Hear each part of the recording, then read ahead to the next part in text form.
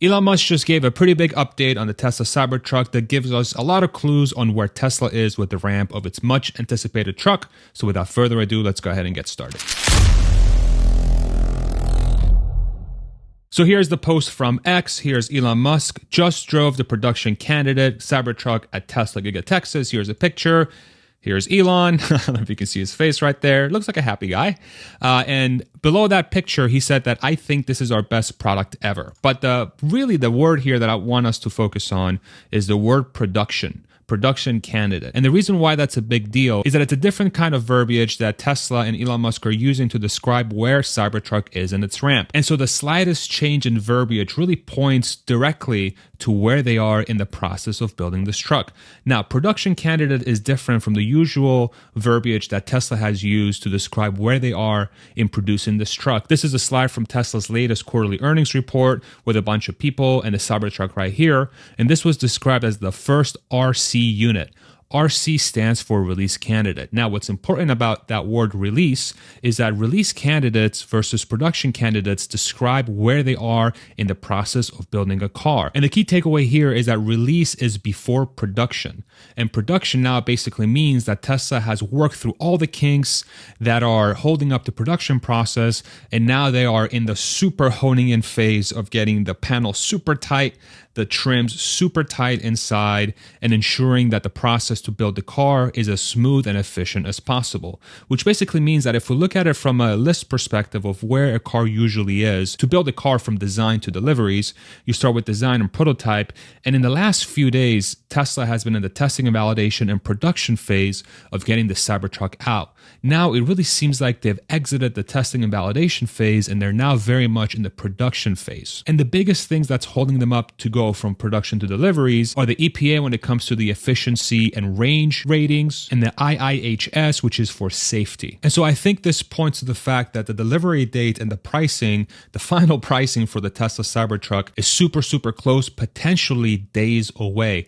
I have a bet out there with myself that it's going to be September 28th when the delivery date will occur. And so that means that the announcement for that delivery date should be quite soon. I could be wrong, and I would love to hear your thoughts in the comment section below. And once that delivery date is announced, we should also get the pricing for the vehicle. If you're enjoying this so far, go ahead and throw me a like. I would really appreciate it. Thank you so much.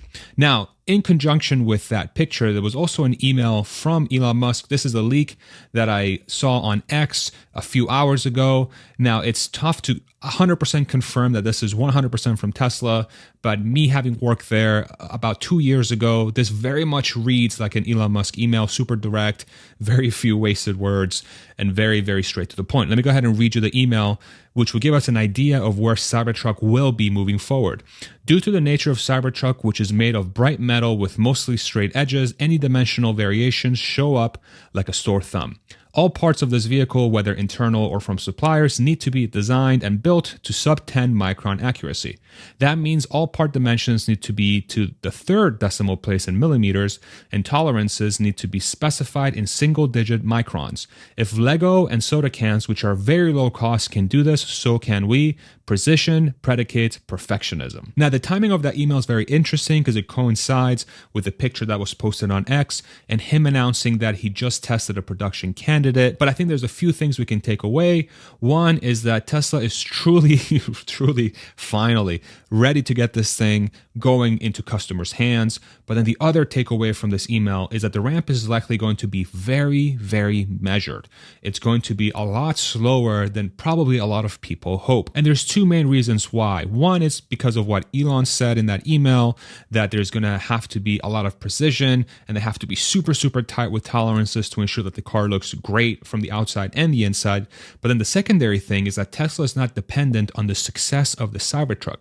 And the reason why is because they have the Tesla Model Y, the Model 3, and the S and X, which they're selling millions of units of now per year, that have the company profitable. And in the past, Tesla, with their previous releases, were quite dependent on those models to reach profitability. So it was in their best interest to get those units out as quick as possible into the masses so that they can start making some money so that they don't go bankrupt. And so I fully expect Tesla's ability to get quality under control with this car to go much more smoothly than the other vehicles that they've released. It's no secret that Tesla does suffer from some quality control issues, especially around trim from my experience, having owned the cars and having been at the company, these aren't some crazy things that render the car unusable, but they're definitely, squeaks, rattles, little things here and there that the company, when they initially release a car, they deal with, especially with their super early models in the Model S and the Model X. However, with the Cybertruck, what's very interesting here is that Tesla has created this environment to really hone in quality.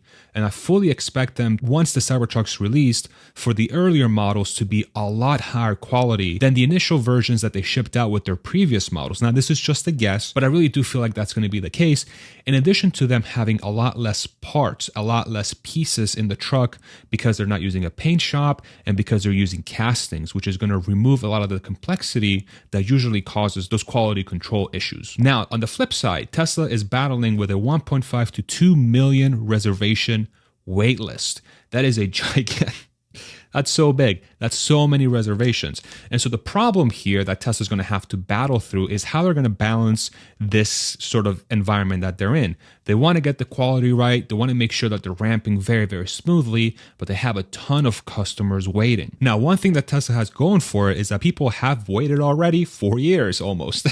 And so an additional few months in their head probably is not like a huge deal, I would guess, but it's still a very long wait time. And some of the latest guidance we got from Tesla is that they're aiming to build somewhere between 250 to 500,000 Cybertrucks per year once they're fully ramped. That full ramp is going to take a while. It'll probably take a couple years to hit that top number, either if it's 250 or 500,000, but it will take them a little bit to go there.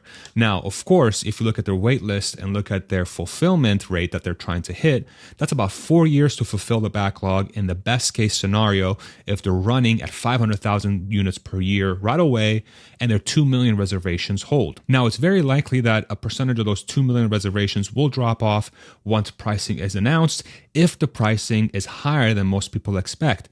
If it comes in lower than what most people expect, I don't know. I don't know what's going to happen there. I'd love to hear your thoughts about that dynamic. It does seem like Tesla is in a little bit of a little pickle with the Cybertruck because it has so much demand, and we're not even talking about the kind of noise it's going to create once it hits the streets. A lot of people with their cell phones and all these news outlets and all these rap videos start showing this car because of its very unique look. So from my standpoint, I'm going to be looking out for clues on the speed of ramp. This is going to be super, super important to gauge if Tesla is on track to get as many Cybertrucks as they need to ensure that people aren't upset with the wait time. And it's also going to be heavily dictated by the pricing that Tesla is going to come out with for the truck. I'm going to be tracking those two things extremely closely, as well as what Tesla is up to and the rest of the EV market as well. But I would love to hear your thoughts in the comment section below as far as what you're gathering from this latest thing that Elon Musk has posted. And I would love to hear if you think that we're as close to the launch date as I am. I'm going to take a few seconds to thank you for stopping by and watching my videos.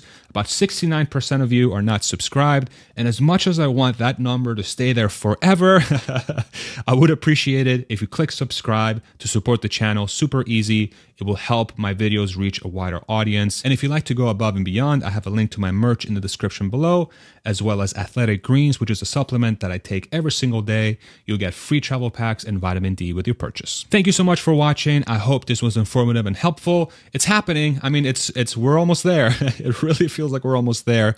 And we'll see you on the next one, hopefully with some very good news. Take it easy, everybody. Bye-bye.